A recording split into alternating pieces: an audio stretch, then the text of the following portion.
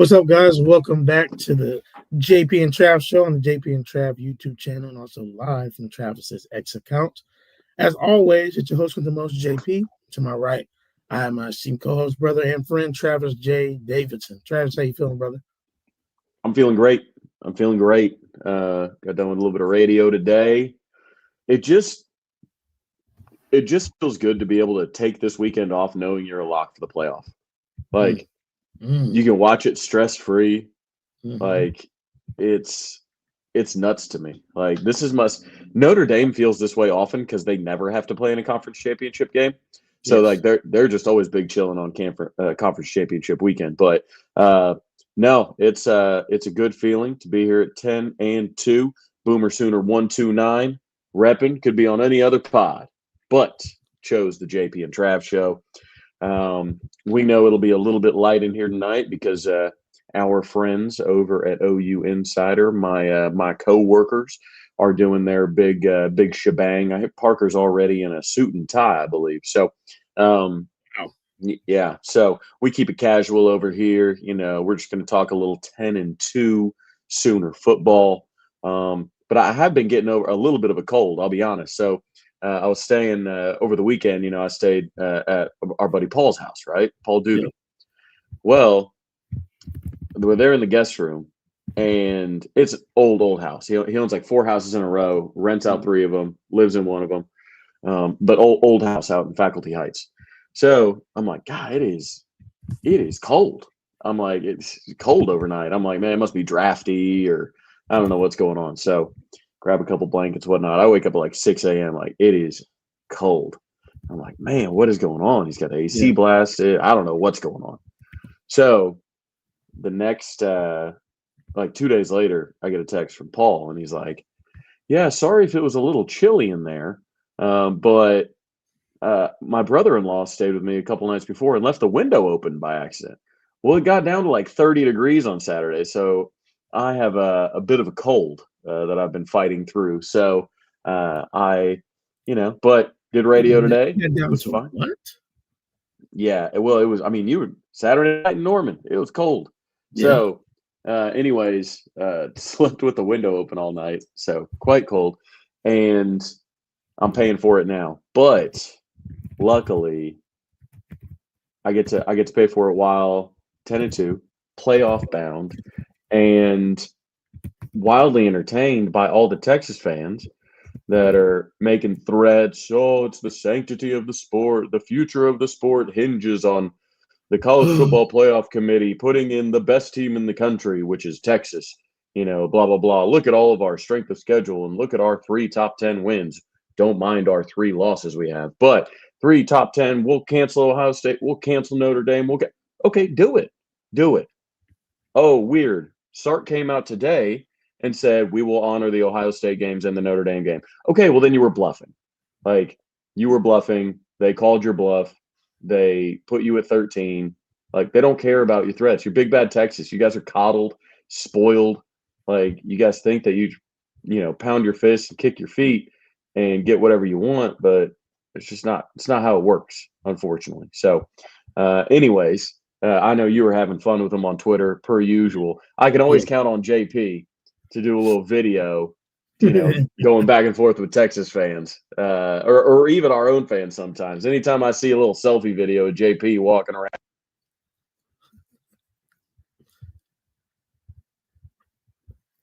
Did your audio cut out by chance? It's showing back and forth. But how are you doing? How are you doing, my playoff JP friend? I'm good, brother.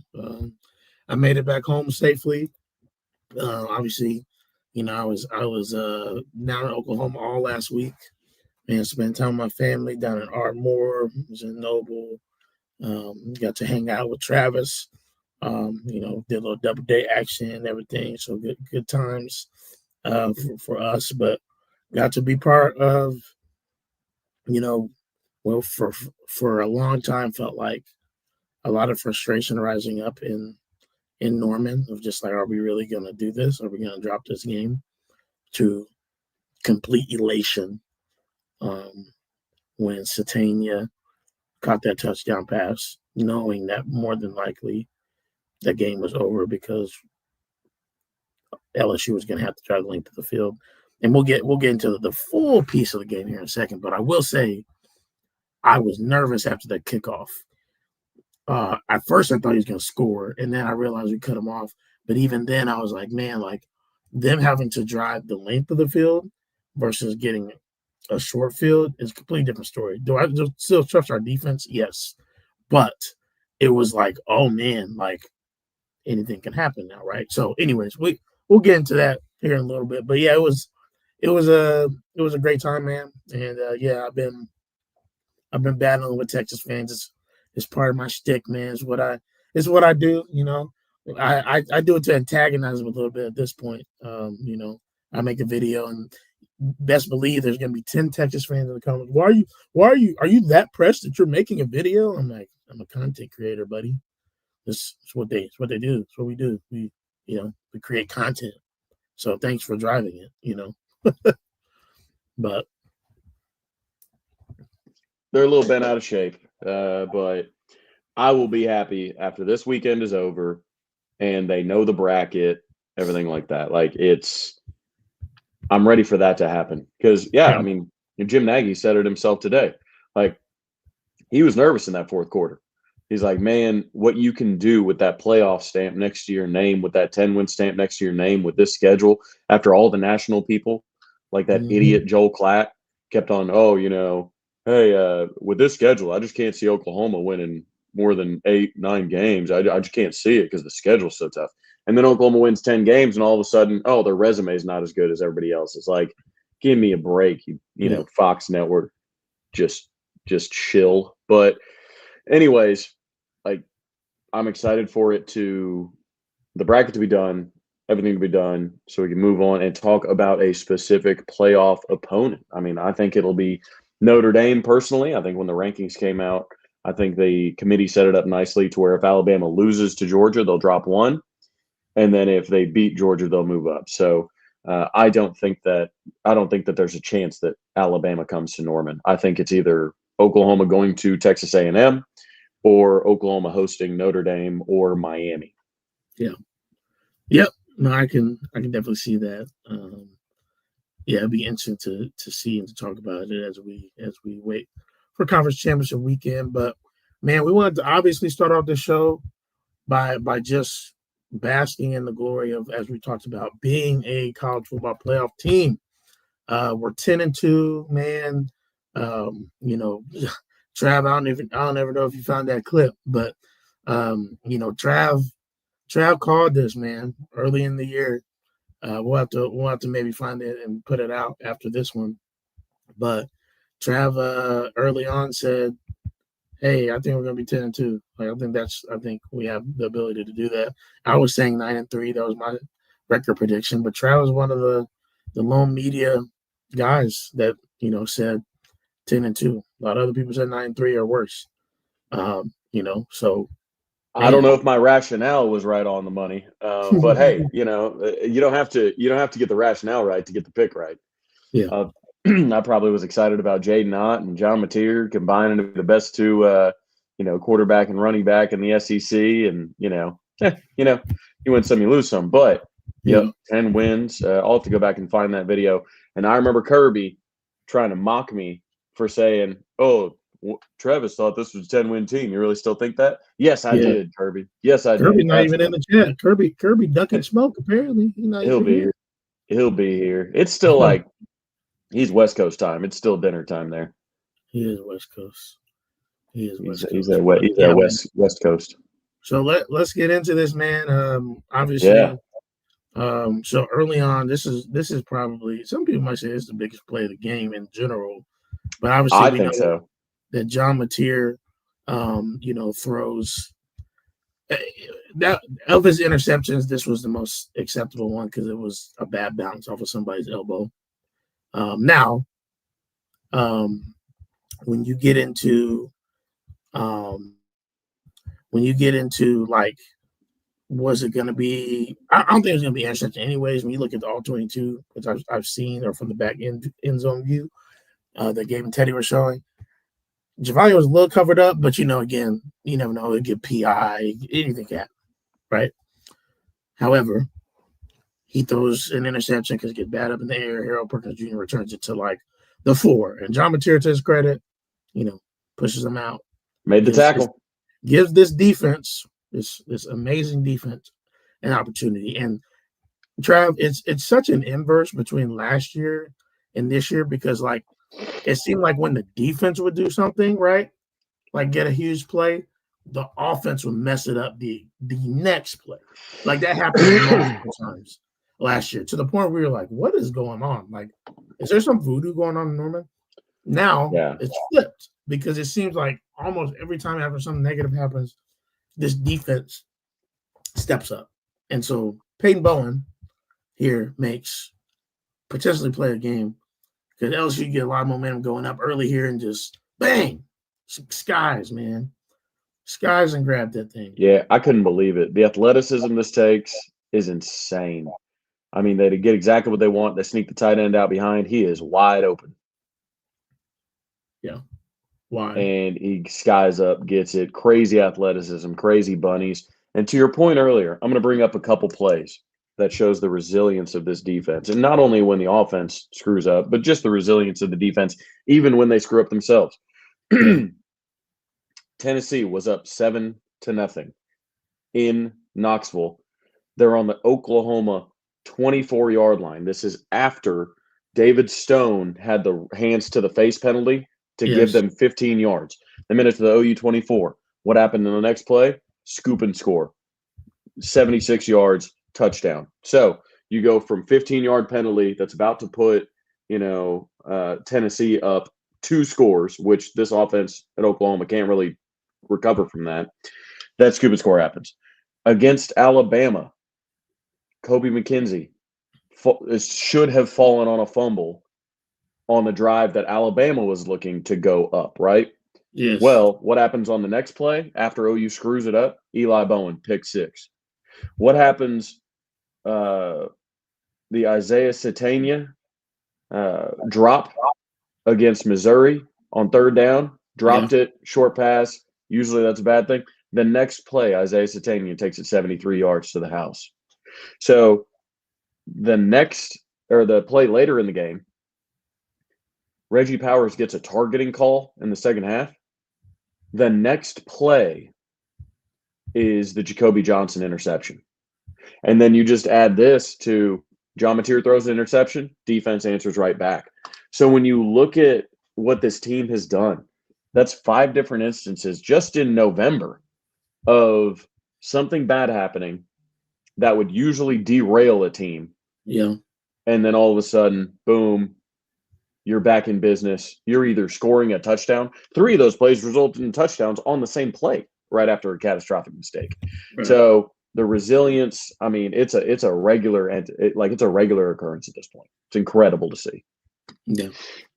Yeah, it's nuts. And I just remember going crazy myself when that happened. I was like, man, how did this happen? How were we able to potentially even have this pop up, right? But yeah, Peyton Bowen, man, people have been I don't want to say talking crap, but people have been saying certainly different things about him, right? 5-star expectations, right? Yeah.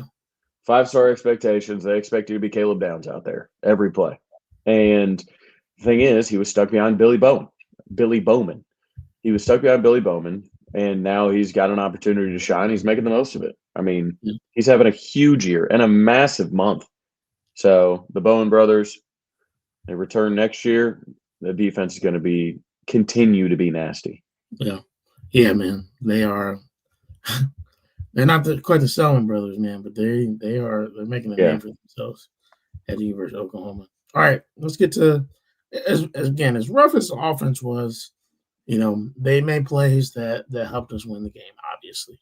Yeah. So this play right here, really what it comes down to, Trav, is a great play call by Ben Arbuckle, and finally Deion Burke showing us why he was coveted for us to keep this year, even though he really hasn't shown it that much And you could say that's his fault. You could say it's the fault of John Ventura not finding him. Whatever you want to say, the reality is reality. But he stayed the course, been on the field, hasn't been hurt, been out there every week, helping the team in different ways, blocking different things. And I mean, look at how well this is blocked up. What'd you say? Go ahead. I said, look at how well this is blocked up. I mean, look at them offensive linemen way out there. Fasusi's all the way down the field. Simmons all the way down the field. Fabechi right there getting him some. Like, look at Fasusi out there, out on the left side of the screen. Yeah, he's trying to find work. He said, bro, follow me. Follow me. Yeah. Now, Deion Burke's a little bit quicker than Michael Fasusi. He beats him in the race here. But, I mean, Fasusi's out there trying to find work. Like, I love that. I mean, Simmons is out there. Incredible. And that's what you want to see, man. Oh, what a photo right there. I'm gonna bring it back. I wanted to point one thing out too, Trav. We have been not good at screens the whole year. And no. And this worked, yes, because it was cover zero. But here's why this worked. It's right here, Trav. Jaron Kanik, who has been a much maligned blocker this year. Let's be honest. Yep. He comes out and he gets his hands on this cornerback right here. I've seen time and time again. We have a screen, and if you look at it, a lot of times, like if we get a block of one guy, those screens could go 20, 30 yards. Like it's there. So it's not that like it's a bad play call per se. A lot of times when we have screens, because the look dictates it, is that the execution is poor. And we're missing a block on a guy that makes a tackle in the backfield, like would have tackled Deion right here. But instead, you have Jaron get his hands immediately on the guy who would have immediately been able to tackle him, and some poor screen recognition, yes, from LSU. But whatever. Like, he busts out the gate, and here he is. Well, Simmons and Fabechi getting upfield so quickly and getting to that second level, I mean, you can run it back. It's incredible. I mean, Jaron's just got to get a hand on that corner. But when he cuts that back and the linemen are already so far up the field, I mean, at that point, the defense is on its heels. It's got nowhere to go. It's got big bodies coming down the field. Safeties don't want to get, one-on-one with Fasusi or Fabechi. Like that, they didn't sign up for that. Yeah. So, yeah, I mean, just a big-time play. And again, you brought it up, comes down to execution. Arbuckle's got so many of these called every game where you're like, just get your fast guys into space. Get your playmakers into space. Get Satania into space. Get Burks into space. These guys. And this is what happens when you get them into space. You get a guy that's just going to show them the taillights, man. Yep. 100%. 100%. So, yeah, and this little wee at the end was cool. A little jump in the end zone. We were going crazy in the stands for this one, man, because it was like breath of fresh air. It's like, finally, we scored. Finally. But that's what even like J.D. Piquel was talking about. It's like, he's like, this offense, it's got athletes. So, if you sleep on them, they'll hit lightning on you. And all of a sudden, the defense is so good. It's like, Oklahoma only needs to score like 2 touchdowns a game to win, which is crazy. 2 offensive touchdowns, 3 offensive touchdowns. And they're going to be able to win a lot of those games because the defense is so good. As long as you're good on special teams, not giving up, not turning the ball over, doing things like that, then you've got guys like Deion Burks and Isaiah Satania who can torch you quickly. If you just fall asleep for a second, then it could be lights out. Yeah, 100%. I mean, the pieces are there to be had. A lot of times, just like you said, poor execution. Sometimes we are, getting penalties that put us behind the chains. And that's a lot of what even this game was. Yes, John's bad interceptions, but just being behind the chains a lot due to penalties. And having 2 broken running backs. Now, Torrey, obviously, from the bottom half was great. Like when he got space and was in space, right? He was able to take off because his legs are fine. It's the in between the tackles type of running that Torrey really can't do because of his shoulder. And so it's like he can't do that. X can't really, be explosive right now because of his legs. So, we didn't mention Trav. Jaden Ott was on the field for that play. I know. What did you think? On a play that you needed blocked up. Not that he blocked anybody. When he trotted out there, I want to know. What did you think? What was going through your head? I thought that I thought there was an injury that they couldn't like neither back could even walk. Like I thought it was bad news. Like Yeah. Yeah. I was I in thought shock. Gabe Sawchuk couldn't find his helmet. Yeah. I was in shock. I was in total shock. I was like, especially after the week I was very vocal about Jade out last week. Him not being on the field. Bro, they heard your Apparently, rants. the OU They heard your athletic rants. account followed me on X. Yep. So I'm like, Yep.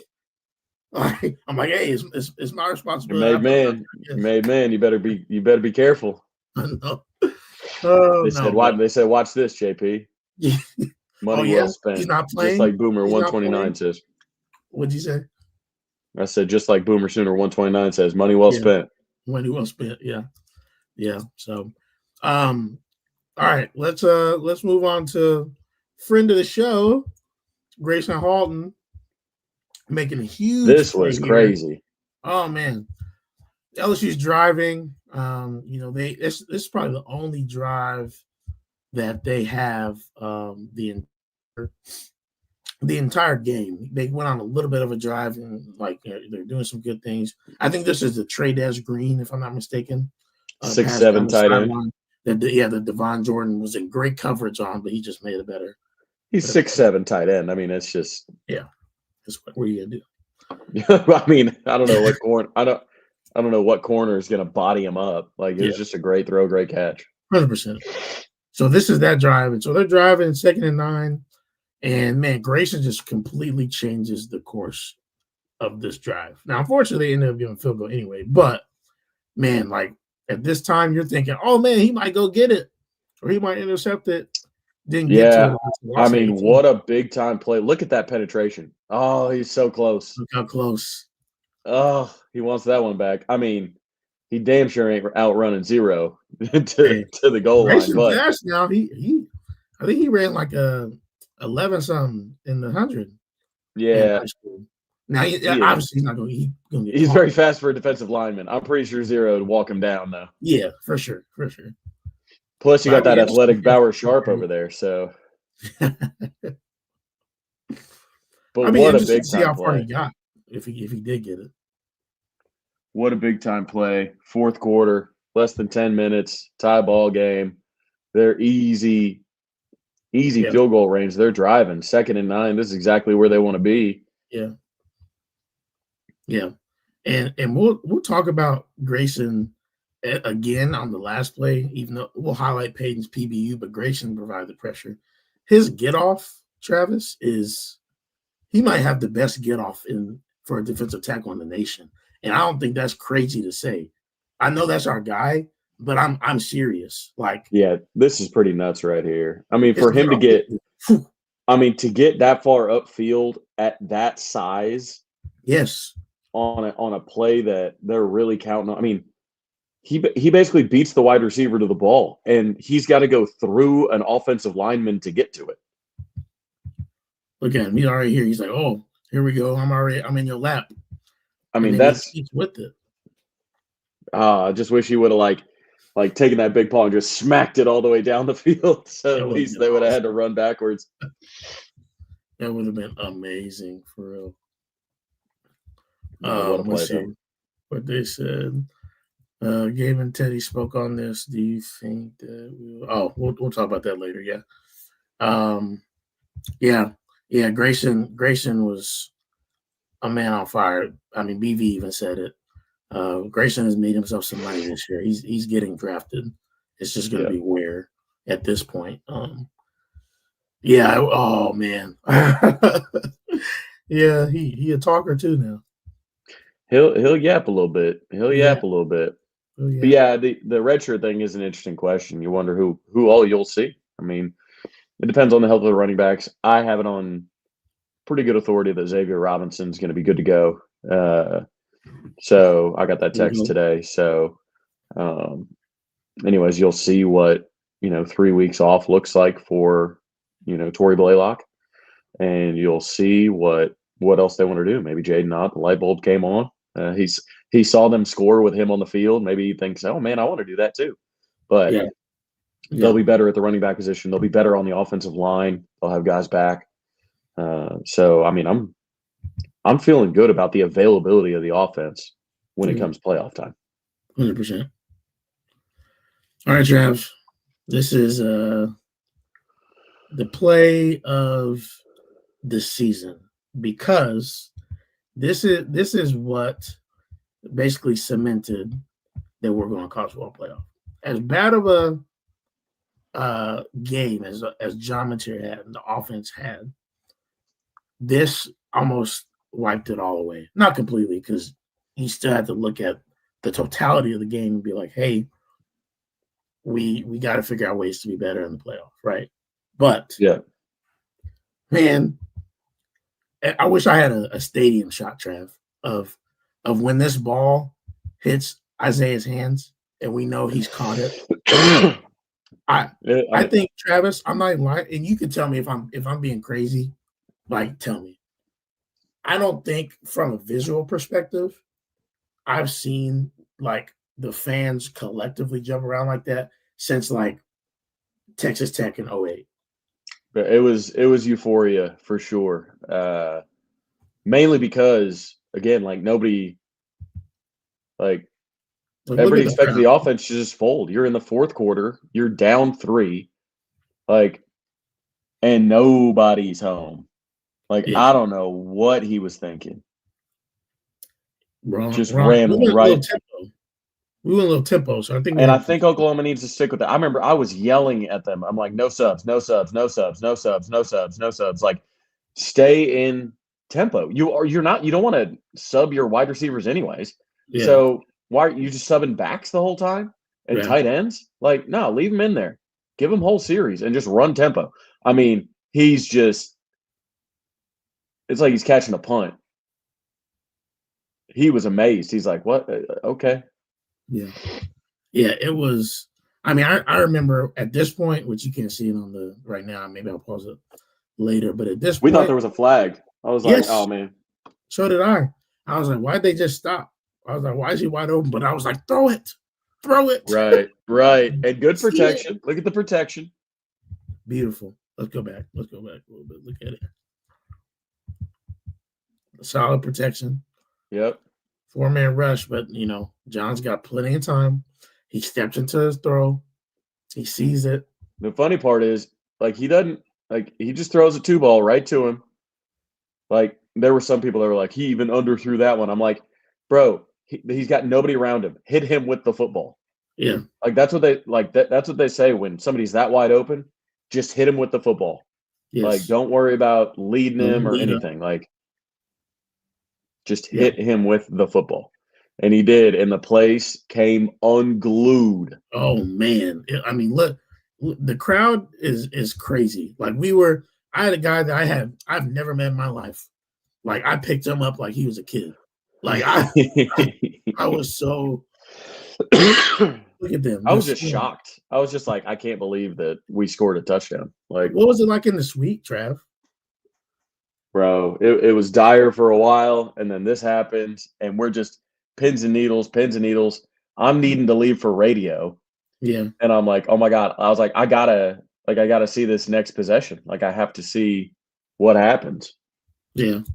Oh my gosh, man. And luckily, Frank Wilson had already used 2 of his timeouts, and they only had 1 timeout for this final drive.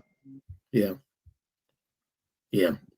It was like you said, just a complete euphoric feeling. And then we get to when we could finally look at it and say, we're going to the playoff. Now, look, it's been told, Trav, that BV knew what they were going to run at this point. That he knew the look that they had, that he's told his players, hey, they're probably going to pass it. And you can tell, I mean, the linebackers don't even come off the ball hard here. I mean, look at Kip and Kobe.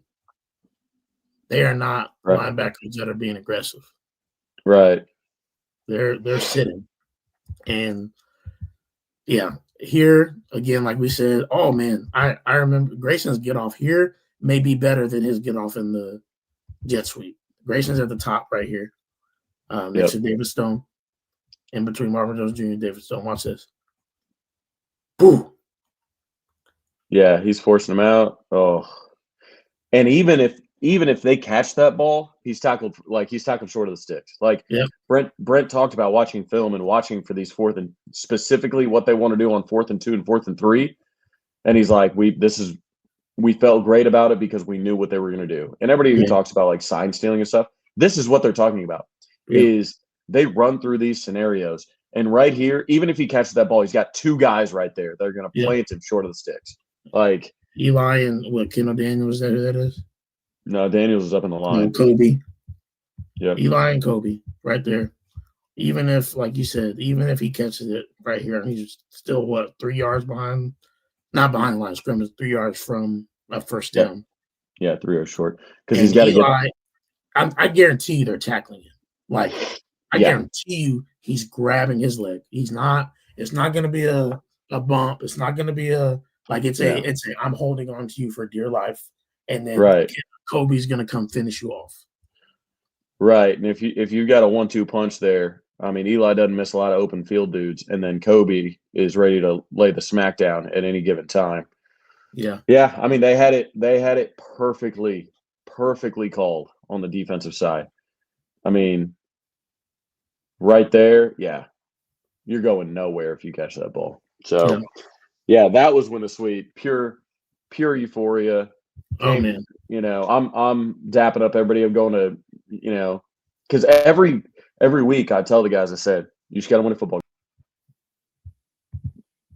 Nearly 1,000 football games. Like, all they have to do is go win one more. Like, let's go win a game. And I remember, like, after that play happened, I'm just shouting, won the football game. Just win the football game. Like, just chest bumping people. And then I had to run to O'Connell's to get on air. Yes. That first 10 minutes of radio, I'm like, catching your breath. Yeah, well worth it though. Well worth it though.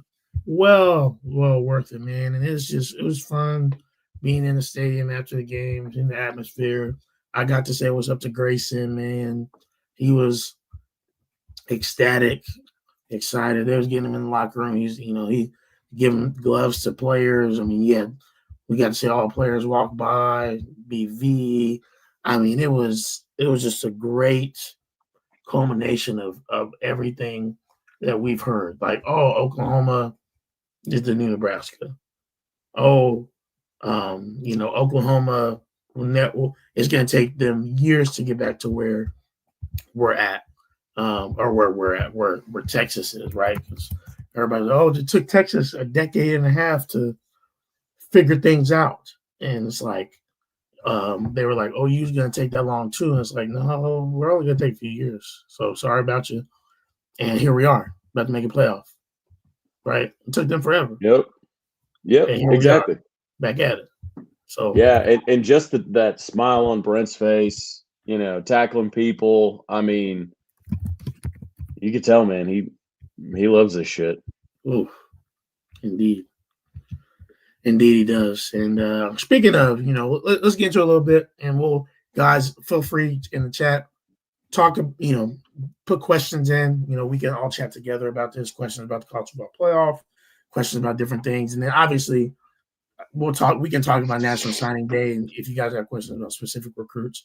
I'll be honest again, this year I also wasn't necessarily super involved with recruiting like I have been in the past, with just paying attention to guys more in depth, specifically because I coached volleyball this year, and so most of that was, by the time it was happening, it was lost on me. But obviously OU Insider is doing stuff with a lot of those recruits, stuff like that, and so feel free, those are our friends.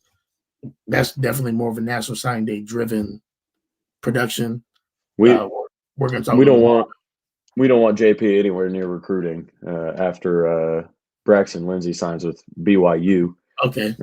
We gave him one job, and he could not bring him home. So you can't. That he is a Mormon. I like that. I tried my best. Oh, okay.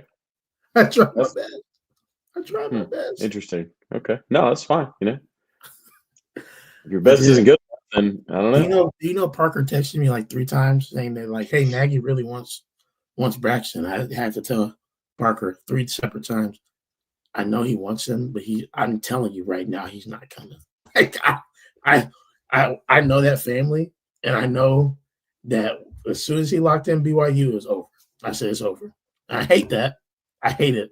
Whenever fiber in my being, actually, I hate it. But that's little bro, so I'm supporting him on the side.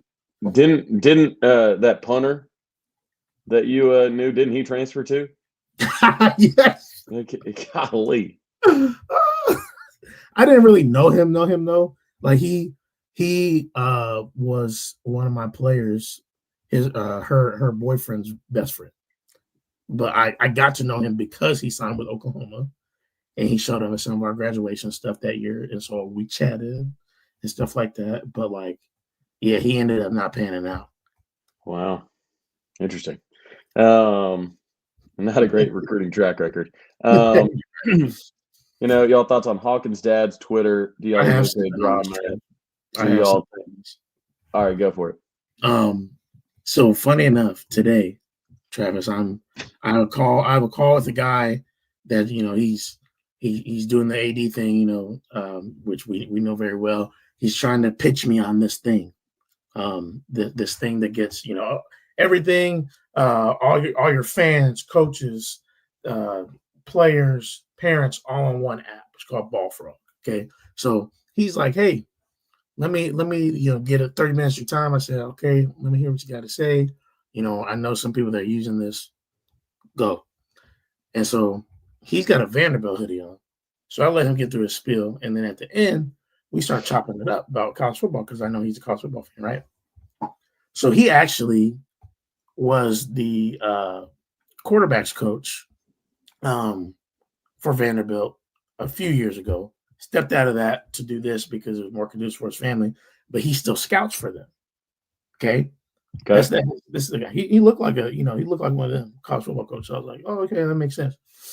He told me that he also used to be offensive coordinator at I forgot the high school, but it was high school in Texas. And he said, we're playing Allen, Little Elm, Denton Guyer, all these schools. And so obviously he knew I was an Oklahoma fan, so he started saying like, hey, you got John Mateer over at Little Elm, you got Michael Hawkins over at Allen, and you got Jackson Arnold and Denton Guyer or whatnot. And so I was like, yeah, we start chopping it up. And he's like, yeah, but all out of the 3, like I could tell John Mateer was going to be the best because of his fight. Like he was the guy that like he's Tim Tebow-esque in terms of his heart, and like that's who you want. You want a leader of men. Like that's who he is, right?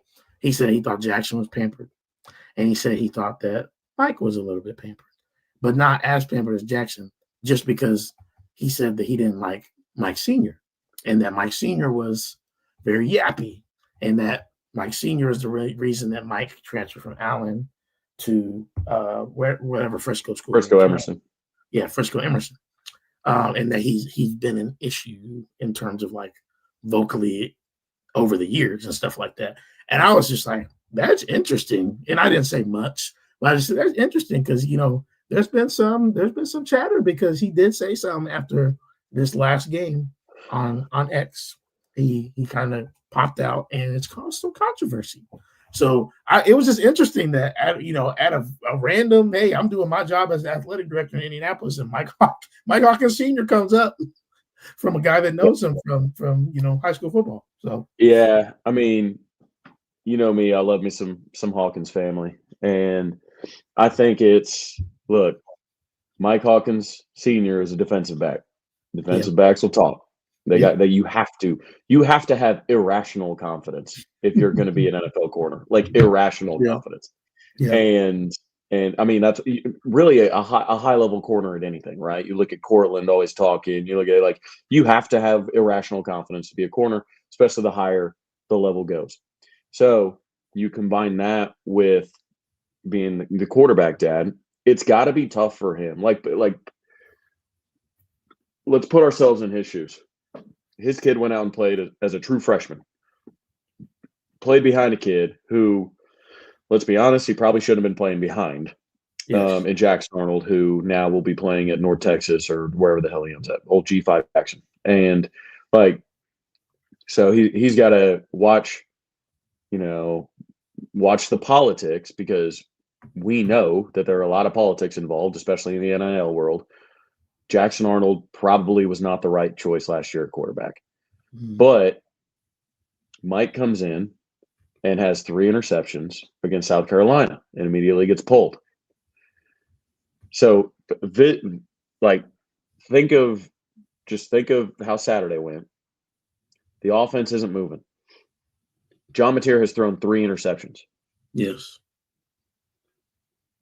and it's his 3rd year in the offense. Like, at that point, if you're Mike Hawkins Sr., you're thinking to yourself, man. Now the situations were different, obviously, Yes. but like, what's he supposed to think, right? Yeah. For sure. Like, For sure. and I was sitting there. Everybody called me out on Twitter about it when I was like, I would sit Mateer here.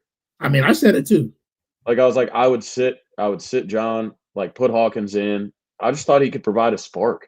You know what I mean? And it's like, last year, South Carolina game where Hawkins threw those picks, we had like Bauer Sharp blocking Dylan Stewart. Like, it was bad. It's dumb stuff. And by the time Hawkins is even turning around, he's got pressure in his grill. Mateer had better protection. He's throwing it to the wrong guys. 2 of them were bad picks. One obviously was tipped. Yeah. But like, if you're Hawkins Sr., like, you just went through a whole year of watching Jackson Arnold get babied and treated like God's gift to quarterbacking because they had invested all this money and, ran off Dylan for him. So the politics were there. And then Mateer gets brought in, and, Mateer hadn't been lighting the world on fire, by any stretch of the imagination. He's only thrown for multiple touchdowns in 2 games out of 12. Like, it hasn't been great, but so I get where he's coming from. Now, will it rub some people the wrong way? Yeah, probably, but that's sports for you, and that's irrationally confident corners playing at the NFL level that and then combining that with the love for your son, like, that's what that's going to produce. Yeah. Now, is it helpful? I don't think so. But I mean, if you're the Hawkins family, I mean, somebody will pay you to go somewhere else if you want. Like, Yeah. like it's not like OU has any leverage in the situation. Like, so that's where things have changed, and players families know that. Like, I don't know what it's going to look like for the future of Mike Hawkins at OU, but at the same time, like, how would you feel if that was your kid? Yeah. You'd be like, man. I Yeah. mean, we talk to players' parents all the time. They say, "Hey, Yes. man, like, man, this politics is going on. This guy's Nagy's guy. This guy's Bill's guy. This guy's Brent's guy. They've got this much money tied up in this guy, so he's got to play. They this, that, and the other. It's just so much BS now. And when a guy goes in, throws 3 picks, you have every right in the world to throw a fit on Twitter about your son sitting there cold on the bench, waiting to go in. Like, Yeah. so I don't think it's going to cause any craziness in the room. We're already to the playoffs. Like, and Mateer and Hawkins have been knowing each other since high school. Like, they used to train at the same place in high school. Like, I don't think it's a Mateer Mike Jr. thing at all. Yeah. So I don't think there's anything to worry about. Like, Yeah.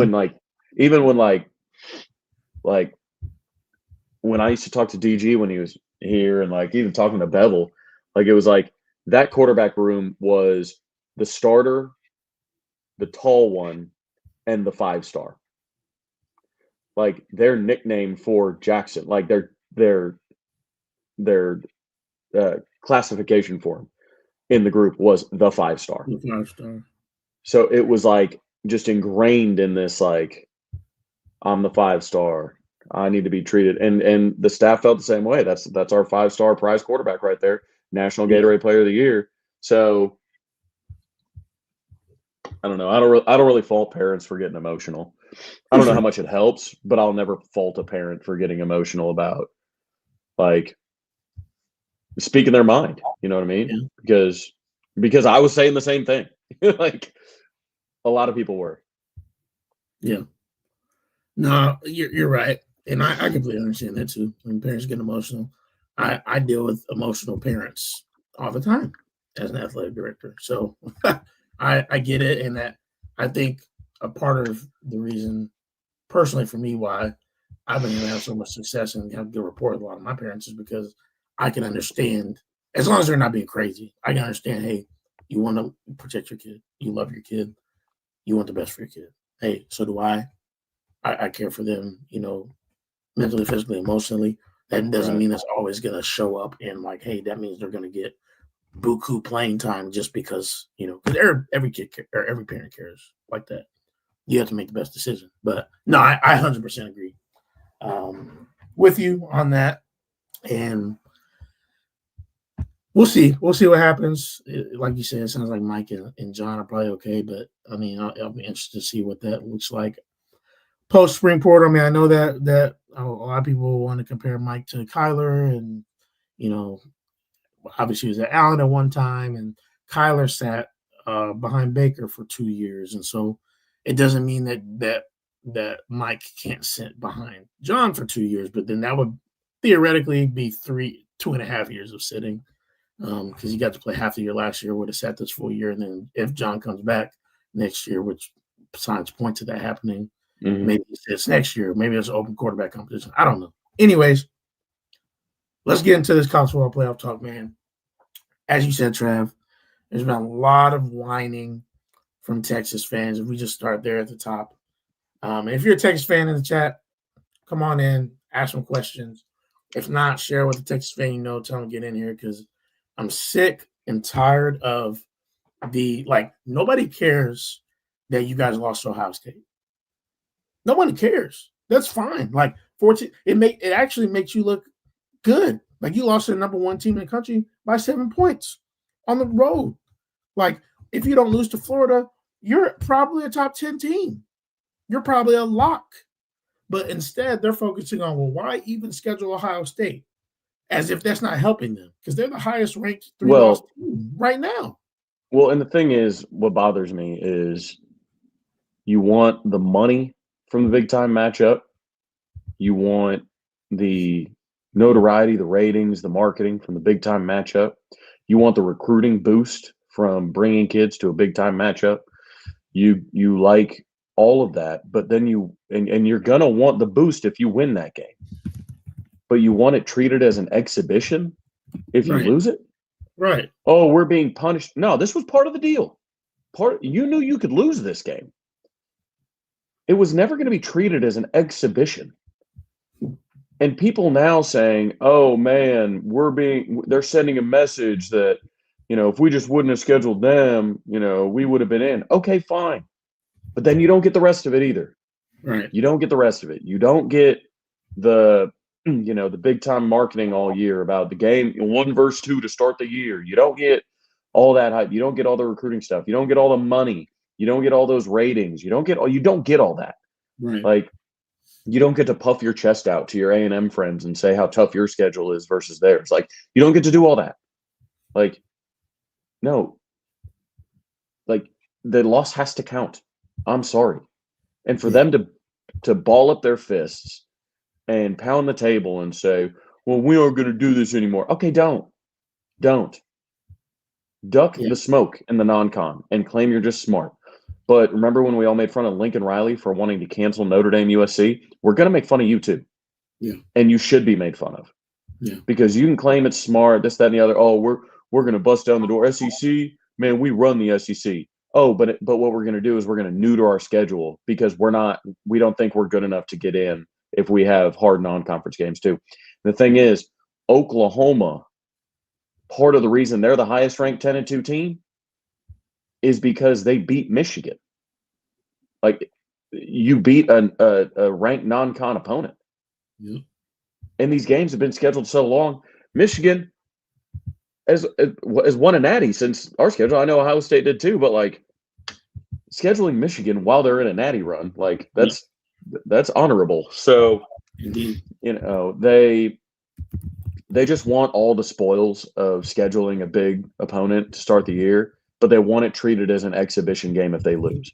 Right. And the issue is, yes, you've got a lot of big wins, but you have 3 losses. And you looked like dog shit on the road. Yes.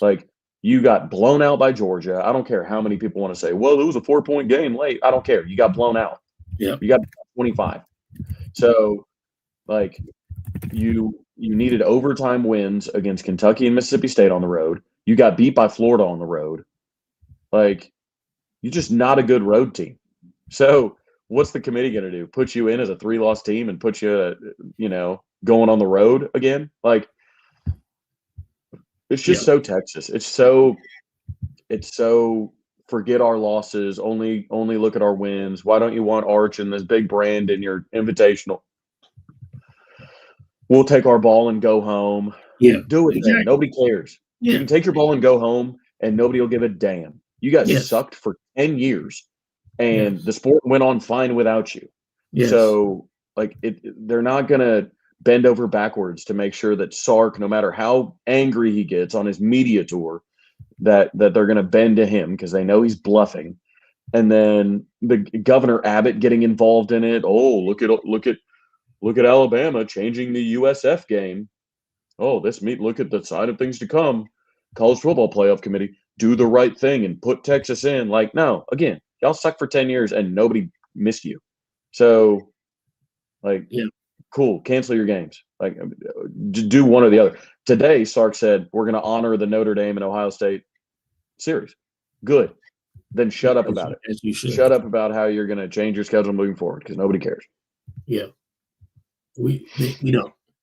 And that's what pissed me off and pissed a lot of other people off. It's not, oh, you guys have Texas fans in your mouth. You guys are scared. No, it's that you guys are being a whiny little, oh, we didn't get our way. So we're going to, like you said, take our ball and go home. We're never scheduling out of conference games again. And we're going to make the rest of college football feel that way because we're Texas. Yeah, it's pathetic. I would be embarrassed. I mean, Toby Rowland on the radio that's what I'm saying. Today, yeah. And he was he said, if I were a Texas fan, I would be embarrassed of my coach. I'd be embarrassed of that my governor's even getting involved in this. I'd just be embarrassed because you're supposed to be what was the phrase? The whatever University of Texas won't be left to the weak or the timid or something like that. And yet all you're going to do is try and bluff the playoff committee and bluff college football to be like, right, we'll cancel matchups. We'll do it if you don't bend to our will. And they ranked him at 13, and here comes Sark. No, we're actually going to keep those games on the schedule. Okay, cool. Well, then shut up. And that's the thing.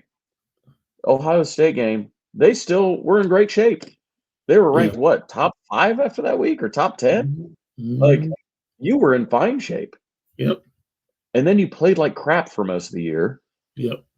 Put it together for a weekend in October, played like crap some more. Yep. And then put it together against the Aggies, right? They didn't play that well against Vanderbilt at home. So it's it's just funny to me that, they can, but don't look at our 3 losses or how crappy we played on the road or anything like that. I'm just done. I don't understand why they could be proud of that.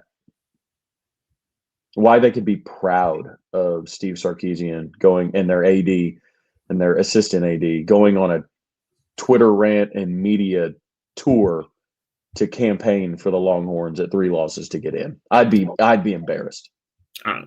Exactly. That's what but yeah, let's talk a little bit about as Boom 129 said. He's like, man, we're just annoyed. All right, Boom 129. But let's talk a little bit about OU and the playoff scenario. Matter of fact, let me pull it up here for us just so we have it up as we finish our time here. And hey, we're not, we were saying we might be live. We're not doing half bad, Trav. We got about 1,200 people in here. Yeah, that's not bad. I mean, OU Insiders got 3.4. So I mean, everybody doing well tonight. But yeah, so let's look at the college football playoff. Obviously, right now they have us slated to play Alabama, but we all know that is not going to happen because either Alabama is going to win and jump up, or Alabama is going to lose, and again, we'll see kind of what happens with that. I don't think they'll drop out completely. Maybe they will, but they'll certainly be ahead of Texas.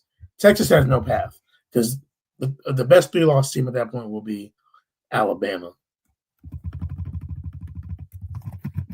Yeah, the playoff committee absolutely built in a buffer for Alabama and moved them up when they beat a bad Auburn team on the road. Like, and they wanted to spin it to be like, "Oh, it was a really impressive win." Like, all right, like because it was a rivalry win. They were up 17-0 and nearly collapsed. But I don't think there's a world that exists where Alabama comes to Oklahoma, because I don't think, as you look at that bracket right there, 7 and 10, that would be a rematch. 8 and 9, that would be a rematch. So, like, what are you really doing there? Why would you start your product out with 2 rematches from this year? Yeah. Right? Like, with the losing teams coming to the winning teams home. So I think what's going to happen is if Alabama wins, they will jump up and they will push Oklahoma down probably to 9, and A&M will be pushed to 8, and Oklahoma will go to College Station. If Alabama loses, they will drop to 10, and then either Notre Dame will go up to 9 and Notre Dame will go to Norman, or Notre Dame somehow gets pushed down and they switch out Miami for them because they've got the head-to-head or something like that. I'm interested if BYU wins the Big 12, they would be slotted in theoretically at what, 6, maybe 7? Yeah. 8. I mean, they already don't respect BYU for whatever reason. I think BYU should already be like 11 or something. Or, well, they're already 11, but they should be like 10 maybe. I think they've got a better resume than Notre Dame. But,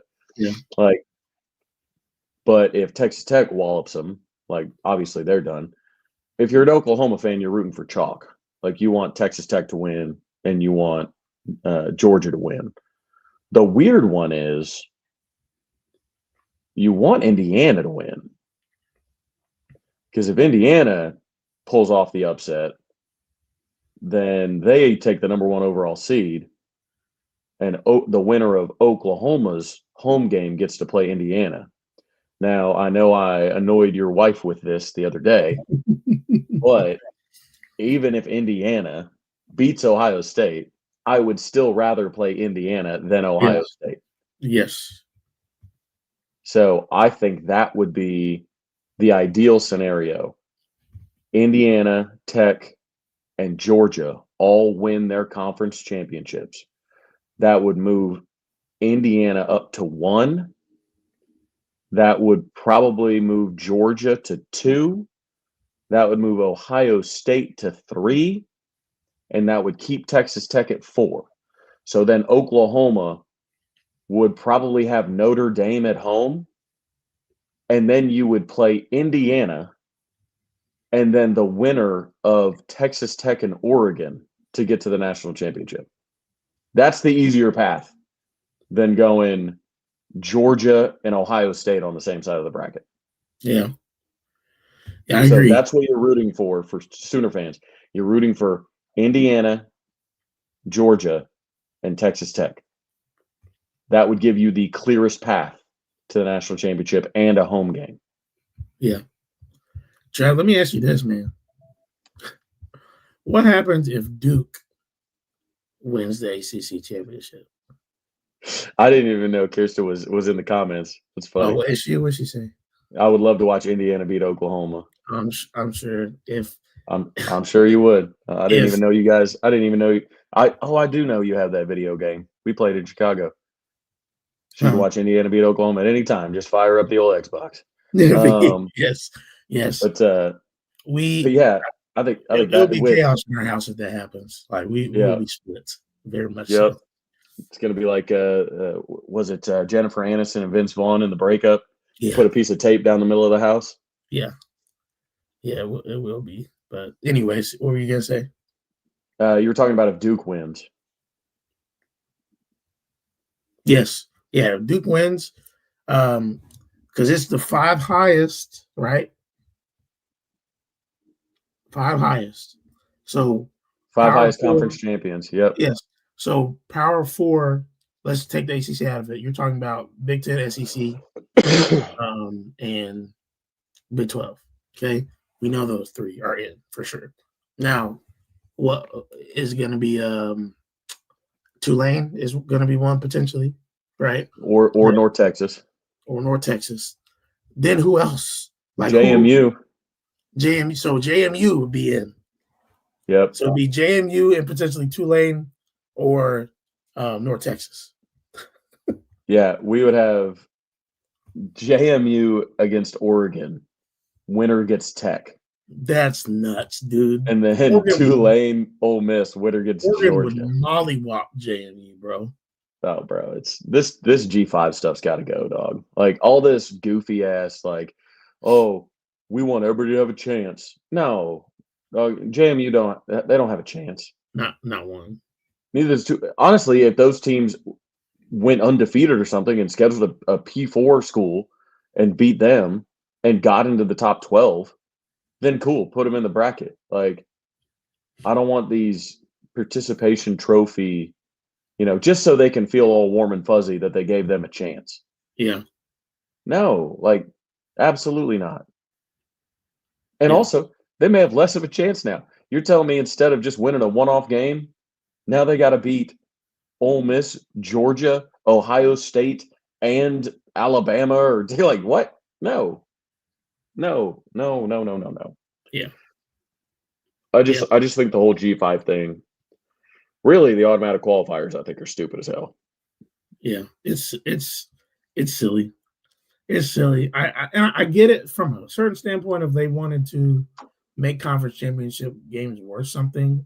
I don't hate it for that reason, but I hate that again. You have to have a group of 5 champion, or the fact that ACC is that bad this year, that should tell you everything you need to know. I mean, even people talking about Miami and everything. We're able to whoop Oklahoma. Miami's not in the conference championship in the conference that has Duke at 7-5 in the championship game. Yeah. Are we being serious? Yeah. Yeah, it's bad. It's bad, but it's so everybody can feel like, man, everybody should get a chance. Yeah, you do have a chance. Schedule P4 teams if you're G5, beat them, and then don't lose the rest of the year. Yep. So, just do that. It's as simple as that. It really is. It really is. But like Trav said, I mean, we could be talking A&M. We could be talking Notre Dame. It'll be interesting to see what happens this weekend. And I don't think there's any way that Notre Dame jumps us because there's nothing that really changes from now. The precedent's already been set. I think that Notre Dame's not going to be ahead of us, so we're going to host. Yeah, after dropping them behind Bama, like there's nothing that they can't improve themselves at all. And really, like theoretically, if Alabama were to win the SEC, like that would strengthen our resume more than anything because we would be the only SEC team to beat the SEC champion. So I think the world in when we don't host is Trav said. Would you say if Georgia wins or no? No, it's a very easy world. Like I think if either BYU or Alabama wins, I don't think OU hosts. Yeah. A&M would potentially be sliding to the 8 spot.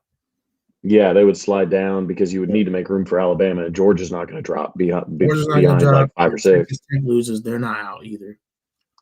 Texas Tech will not be left out. They won't be left out. They would go from like 4 to – they might drop below us, but I don't think so. I mean, they would have to drop all the way to 9. Yeah.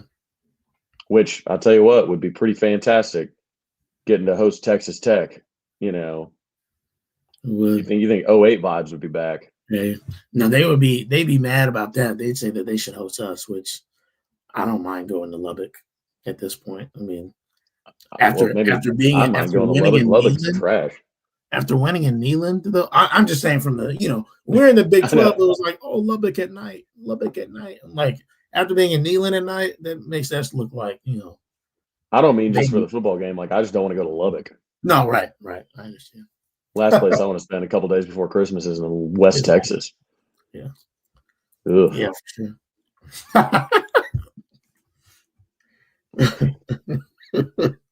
But yeah, everybody needs to root for chalk except for Indiana. Our rooting interests are Indiana, Georgia, and Texas Tech. If those three go down, Oklahoma's championship odds, I don't think it's hyperbole to say that they would skyrocket.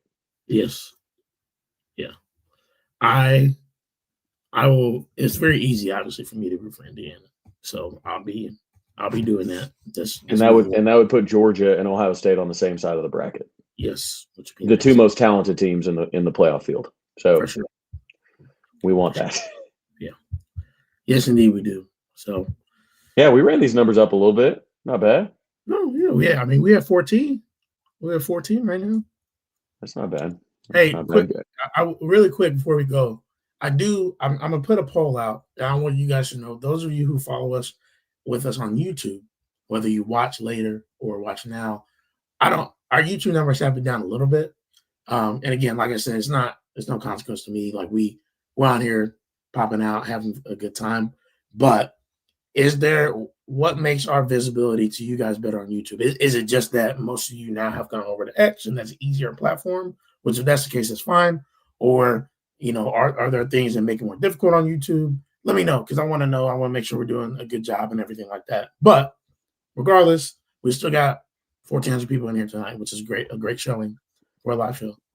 So, this spot out to the left on our dashboard, where it's like condensed. Yeah. That's new over the last few weeks. Is that our what we look like on people on YouTube Shorts, or it's on mobile? Okay. If people, they can choose to do a portrait mode or a landscape, so that it's just they can choose what orientation they want. Interesting. Sorry, we're having a production meeting. X is just easier. Les prefers YouTube. Right, which is fine. Les is a laptop guy, not a phone guy. It don't matter either way. I mean, it's just we got 2,700 subscribers on YouTube, but some of the we may have only 120 views on our YouTube stuff, which is, again, I don't care.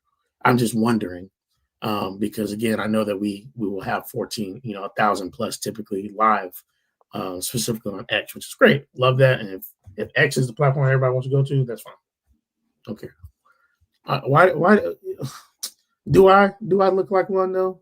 I don't think I do. Just because I had some tight pants on the other day. Calm down. All right. But that's funny. That's funny. But yeah, I mean it's the YouTube's down a little bit. The likes, we got to get the likes up for sure. Yeah. But that's right part of it. But yeah, obviously the putting it on X obviously has been good. Can we I don't know, you have TikTok, I don't. Do people go on TikTok live? What do you add this we can look at it, but you know what I did find out? I found out that I have been posting some on JP and Trav on TikTok. I need to do more, but I had posted one of my videos that I put on X the other day on TikTok, and I mean it didn't blow up, but I mean it got 4,000 or 5,000 views, and then but I've also had people popping up on my For You page on TikTok that talk about Oklahoma, and I'm like, oh, there's an Oklahoma niche here. I didn't know that. So we can go on Instagram Live. That's crazy. And Facebook Live, man. We're gonna add all these things. Right, just have them all right here. Boom, boom, boom. Yeah, let's load them all up. Well, we'll get that. We're gonna get that going for next week. Yeah. So, but yeah, I may put out a poll. What's your preferred method? Or even shoot, if there's anything you'd like us to do more on the show. Again, we've never been we're gonna do all the bells and whistles type things. We enjoy talking football with two buddies that enjoy that. And, you guys know you've been around us for a long time. We're casual, whatever. But, we do care about doing a good job too. I don't think we just get on here and, half-ass or anything like that. So, just let us know if there's anything from your bride's perspective that, hey, I'd like to see this, or this would be cool, or bring back. I know we haven't done this or that in a while. If you're mad at us because we haven't done this or that, let me know. You know what I mean? So, but I appreciate you guys. I know Trav does too. And Yeah. man, it's what a year for us, man, to be able to go to the college football playoff. And we'll be back here next week talking about and discussing who we would know for sure will be playing. Yeah, we'll discuss the bracket next week. So, and honestly, we'll put it out on Twitter, but top 10 plays of the year. ooh, Let's do that good. next week. That's good. I like that. Let's do.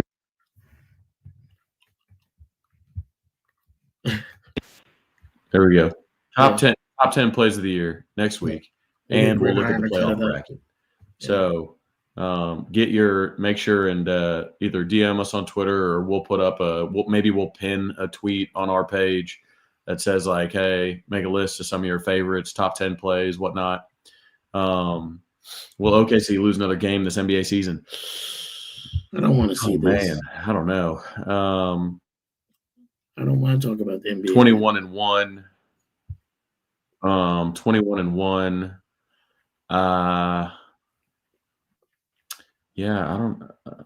I'd have to look at the schedule to determine whether or not they're going to lose another one the rest of the year. I'm not sure they're gonna finish the next 60 games scot-free, but they will be favored in all 60, which I guess is interesting to think about. The world champs already outpacing themselves from a year ago. Oh, pacing. Sorry. Stop. Oh my gosh! I knew. I didn't mean it, but okay. Yep. So next week, barring any catastrophic injuries or anything, we will be here going over the top 10 plays of the year for our Sooners, offense, defense, special teams, anything like that. We might maybe we'll get, I don't know, maybe we'll do a top 10 draft or who knows what. But we'll talk playoff bracket, and we're gonna add my Instagram to this to go on Instagram Live. And then JP, you on Facebook? I am on Facebook. Okay, well maybe we get Facebook going too. We're gonna be all over the place. I just clicked this button. I was like, you can add all kinds of stuff. Are you on Twitch? I'm not on Twitch. Or Kick? What's Bright Cave or Hoppin'? I don't know. I didn't know. Yeah, I didn't even see LinkedIn. We stream this on LinkedIn. That's crazy. They used to not have. They used to just be YouTube, Facebook, or X. They didn't have Instagram. I see it now. That's dope. Yeah, we definitely do that. Yeah, we'll be on my Instagram next week too. Get it in. So, all right, top 10 plays coming next week, and playoff bracket as we go right over 1,500 people joining us live here. So. Love it. It's always hard to ramp up to over 1,500 and then end the chat, but I know. But hey, all right, we appreciate y'all. Y'all can always go back and see what we talked about, the ones that are coming late. But yep. So I got an early morning setting up for the OBCA, Oklahoma Baseball Coaches Association Winter Clinic tomorrow. So I'm going to continue to get fluids into this cold, and gonna wake up ready to yap for another few hours tomorrow. Yes, like I do every day. Go rest, man. Go rest and feel better, and good luck at that. But for the rest of y'all, we'll see y'all later. Hit the like button on your way out. Boomer. Sooner.